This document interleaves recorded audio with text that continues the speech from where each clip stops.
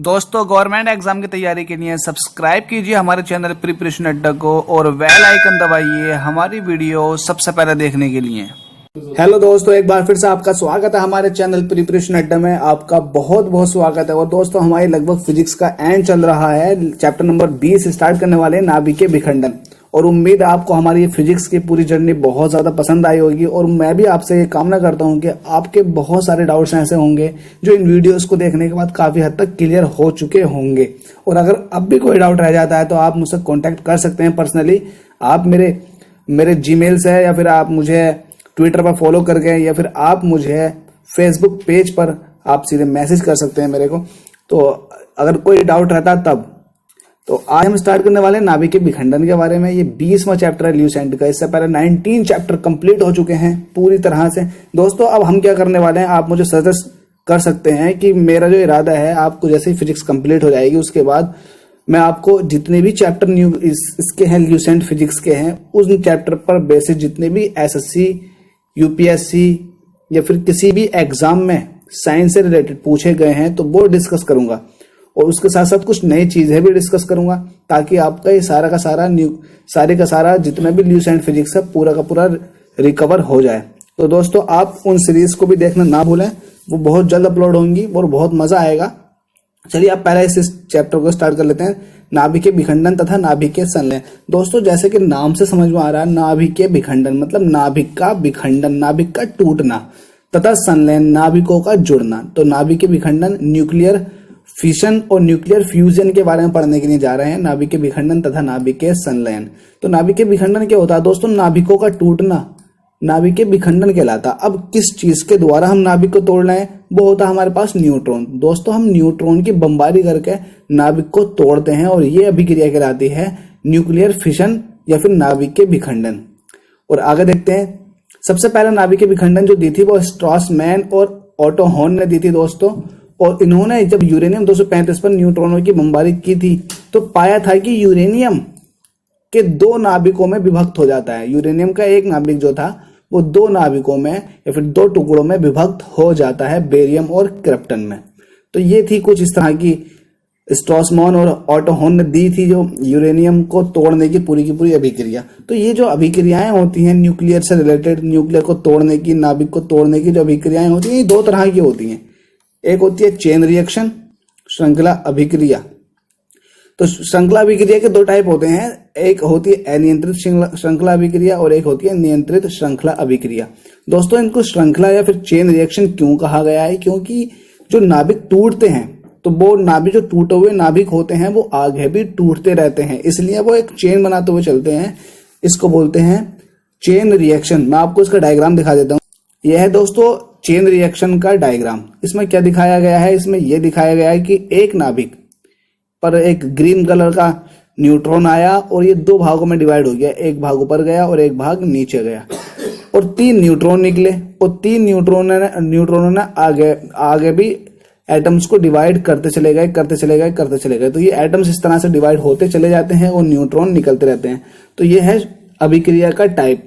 और ये अभिक्रिया किस टाइप की है? श्रृंखला अभिक्रिया का टाइप है ये अनकंट्रोल्ड चेन रिएक्शन। वो बताता हूं मैं आगे, देखो क्या होता है अनकंट्रोल्ड चेन रिएक्शन। तो दोस्तों ये होती है एक अनियंत्रित अभिक्रिया और एक होती है नियंत्रित श्रृंखला अभिक्रिया। श्रृंखला का मतलब चेन रिएक्शन, ये आपको बता चुका हूं। चेन रिएक्शन क्यों कहते हैं? क्योंकि एक न्यूक्लियस, भारी न्यूक्लियस 2 न्यूक्लियस में डिवाइड हो जाता है और वो 2 न्यूक्लियस आगे भी डिवाइड हो जाते हैं और वो भी आगे डिवाइड होते रहते हैं, इसलिए इसको एक चेन रिएक्शन कहते हैं। तो इसमें एक अनियंत्रित श्रृंखला अभिक्रिया होती है और एक होती है नियंत्रित श्रृंखला अभिक्रिया। देखते हैं इनको भी। अनियंत्रित श्रृंखला अभिक्रिया जिसको अनकंट्रोल्ड चेन रिएक्शन बोलते हैं, इस अभिक्रिया में 3 नए निकलने वाले न्यूट्रॉन पर नियंत्रण नहीं होता है। जो एक न्यूट्रॉन की बमबारी कराएंगे हम न्यूक्लियस पर, भारी न्यूक्लियस पर, यूरेनियम 239 पर, तो वो 2 भागों में टूट जाएगा। जब 2 भागों में टूटेगा तो 3 न्यूट्रॉन निकलेंगे और उन न्यूट्रॉनों पर हमारा किसी तरह का नियंत्रण नहीं होगा और वो न्यूट्रॉन जो है अगले दोनों जो नाभिक थे उनको भी तोड़ देंगे और वो आगे को तोड़ते रहेंगे। तो इस तरह से हमारा न्यूट्रॉनों पर नियंत्रण ना होने की वजह से ये बन गई अनकंट्रोल्ड चेन रिएक्शन, मतलब अनियंत्रित श्रृंखला अभिक्रिया। तो पहले निकलता 1 न्यूट्रॉन, फिर निकलते हैं 3 न्यूट्रॉन, फिर 9, इस तरह से न्यूट्रॉन निकलते रहते हैं। और जो एनर्जी निकलती है ये इतनी ज्यादा होती है और बहुत ज्यादा विनाशकारी एनर्जी होती है दोस्तों, क्योंकि जब अनियंत्रित श्रृंखला अभिक्रिया है तो हमारे पास किसी तरह का नियंत्रण नहीं है, तो एटम्स बहुत तेजी से फूटते रहते हैं और पूरा का पूरा हैवी एटम्स जो है पूरा का पूरा डिवाइड हो जाता है और बहुत ज्यादा एनर्जी निकलती है, अपार एनर्जी निकलती है। जो एटॉमिक बॉम्ब होते हैं दोस्तों ये अनियंत्रित श्रृंखला अभिक्रिया पर आधारित होते हैं, जिसमें यूरेनियम 235 का यूज किया जाता है और साथ में प्लूटोनियम का यूज किया जाता है। आपसे क्वेश्चन पूछ सकता है कि परमाणु बम में किसका उपयोग होता है, तो बयान में यूरेनियम 235 और प्लूटोनियम 239 का उपयोग किया जाता है। ये नाभिकीय विखंडन के सिद्धांत पर आधारित है। परमाणु बम का सर्वप्रथम प्रयोग द्वितीय विश्व युद्ध के दौरान संयुक्त राज्य अमेरिका के द्वारा जापान के विरुद्ध किया गया था। 6 अगस्त 1945 एवं 9 अगस्त 1945 में हिरोशिमा और नागासाकी पर परमाणु बम गिराए गए थे। दोस्तों ये रियल में प्रैक्टिकल जो देखा गया था, सबसे बड़ा प्रैक्टिकल जो देखा गया था वह हिरोशिमा और नागासाकी पर देखा गया था। इससे पहले परमाणु बम का विनाशकारी मंजर नहीं देखा था दुनिया ने। पहला मंजर देखा था परमाणु बम का, वो भी हिरोशिमा और नागासाकी पे। और जब इतना खतरनाक मंजर हुआ था इसके थ्रू, परमाणु बम के थ्रू, तो फिर एक ट्रीटी पास की गई थी कि कोई भी देश किसी दूसरे देश पर परमाणु बम से हमला नहीं करेगा, क्योंकि इससे जो नुकसान होता है जनहित को बहुत बड़ा नुकसान होता है दोस्तों।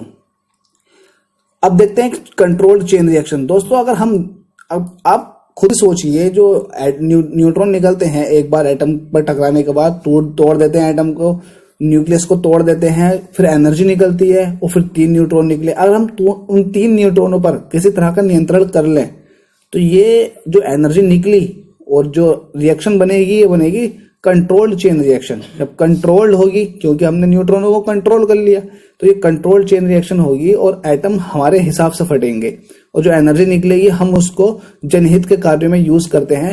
जो न्यूक्लियर रिएक्टर होते हैं जहां पर इलेक्ट्रिसिटी हमें प्रोड्यूस करानी होती है, स्टीम को वाटर को स्टीम में कन्वर्ट करना होता है, तो हमें वहां हीट की बहुत ज्यादा जरूरत होती है, तो इसलिए न्यूक्लियर रिएक्टर का यूज किया जाता है इलेक्ट्रिसिटी जनरेशन में। तो ये जनहित के कार्य के लिए यूज होती है और होती है कंट्रोल्ड चेन रिएक्शन, जो एक न्यूक्लियर रिएक्टर में होती है। परमाणु भट्टी, जिसको एटॉमिक पाइल या फिर नाभिकीय रिएक्टर, न्यूक्लियर रिएक्टर कहते हैं। नाभिकीय रिएक्टर प्रोफेसर फर्मी ने इसका निर्देशन में शिकागो विश्वविद्यालय में बनाया गया था। तो पहला जो बनाया गया था वो फर्मी के द्वारा बनाया गया था शिकागो विश्वविद्यालय में। नाभिकीय रिएक्टर से संबंधित कुछ महत्वपूर्ण जानकारी पढ़ लेते हैं। रिएक्टर में ईंधन के रूप में जो होता है यूरेनियम 235 या फिर प्लूटोनियम 239 का उपयोग किया जाता है। रिएक्टर में मंदक के रूप में भारी जल का यूज करते हैं। भारी जल क्यों यूज किया जाता है? भारी जल का फॉर्मूला होता है D2O, ड्यूटेरियम का ऑक्साइड होता है, और ये हम यूज करते हैं, इस ड्यूटेरियम को ऑक्साइड को हम यूज करते हैं न्यूट्रॉन की गति को कम करने के लिए, या फिर ग्रेफाइट की छड़ें यूज की जाती हैं ताकि जो न्यूट्रॉन निकल रहे हैं जिन पर हमें कंट्रोल करना है उनकी गति को कम कर सके, उनको मंदक कर सके, उनकी गति को मंदक कर सके। इसलिए इसको मंदक का काम भी, इसे मंदक का कार्य जो किया जाता है वो ग्रेफाइट की छड़ या फिर भारी जल के द्वारा किया जाता है। क्वेश्चन बहुत पूछा गया है कि मंदक के रूप में क्या प्रयोग होता है नाभिकीय रिएक्टर में, तो होता है भारी जल, ड्यूटेरियम ऑक्साइड या फिर ग्रेफाइट। कभी कभी ये पूछा जाता है कि ड्यूटेरियम ऑक्साइड में ड्यूटेरियम के अंदर कितने प्रोटॉन होते हैं, तो एक प्रोटॉन और एक न्यूट्रॉन पाया जाता है। ठीक है, अब आता है रिएक्टर में नियंत्रक छड़ों का, कंट्रोल्ड रोड का के रूप में कैडमियम की छड़ होती है या फिर बोरॉन की छड़ होती है। अगर by chance uncontrolled chain reaction होनी स्टार्ट हो जाती है न्यूक्लियर रिएक्टर के अंदर, तो ये छड़ें, ग्रेफाइट की छड़ें और कैडमियम की छड़ें या फिर बोरॉन, ये बहुत तेजी से न्यूक्लियर रिएक्टर के अंदर घुस जाती हैं, गिर जाती हैं और पूरा का पूरा न्यूक्लियर रिएक्टर जो होता है वो शट डाउन हो जाता है।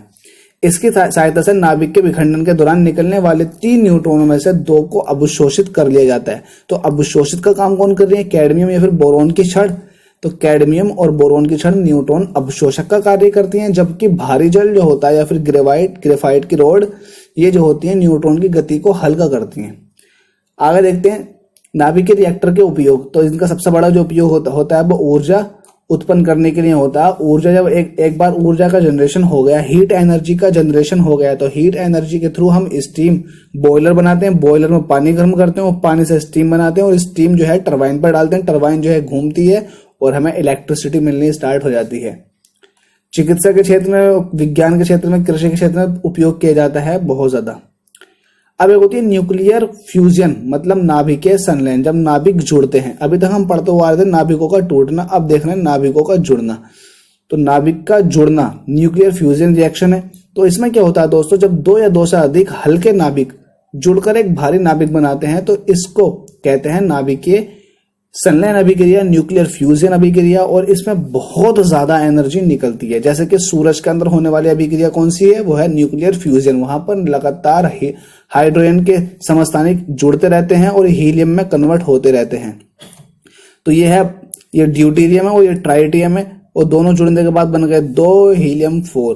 तो 0n1 एक न्यूट्रॉन निकला और 17.6 मेगा इलेक्ट्रॉन वोल्ट एनर्जी निकली। कितनी ज्यादा एनर्जी निकलती है।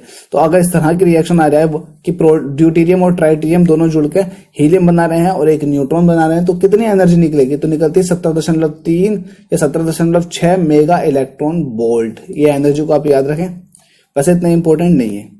सूर्य एवं तारों से प्राप्त ऊर्जा एवं प्रकाश का स्रोत नाभिकीय संलयन ही है। जितने भी तारों के अंदर अभिक्रिया होती है, हीट निकलती है, वो हमारे पास लाइट के फॉर्म में आती है, इलेक्ट्रोमैग्नेटिक वेव्स के फॉर्म में आती है अर्थ तक। तो वो सारी की सारी न्यूक्लियर फ्यूजन रिएक्शन हो रही है। नाभिकों को संलेपित करने के लिए करीब 10 की पावर 18 केल्विन, नाभिकों को जोड़ने के लिए इतना टेम्परेचर तो चाहिए ही चाहिए। 10 की पावर 8 केल्विन टेम्परेचर चाहिए नाभिकों को जुड़ने के लिए, जो कि धरती पर इतनी आसानी से उत्पन्न नहीं किया जा सकता। और अत्यधिक दाब की आवश्यकता होती है। बहुत ज्यादा हाई प्रेशर होना चाहिए और हाई टेम्परेचर होना चाहिए, तब जाके नाभिक जुड़ना स्टार्ट होंगे।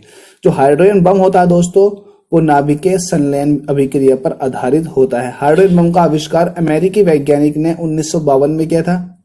यह नाभिकीय संलयन पर आधारित है। यह बम परमाणु बम की अपेक्षा 1000 गुना अधिक शक्तिशाली होता है। तो ये बम जो है बहुत ज्यादा शक्तिशाली है, बहुत ज्यादा एनर्जी निकलती है हाइड्रोजन बम के थ्रू। तो दोस्तों ये था कुछ नाभिकीय संलयन के बारे में और न्यूक्लियर रिएक्शंस के बारे में। दोस्तों वीडियो अच्छी लगी है तो लाइक, शेयर, सब्सक्राइब करना ना भूलें। इस चैप्टर में फिलहाल इतना ही। Thank you so much.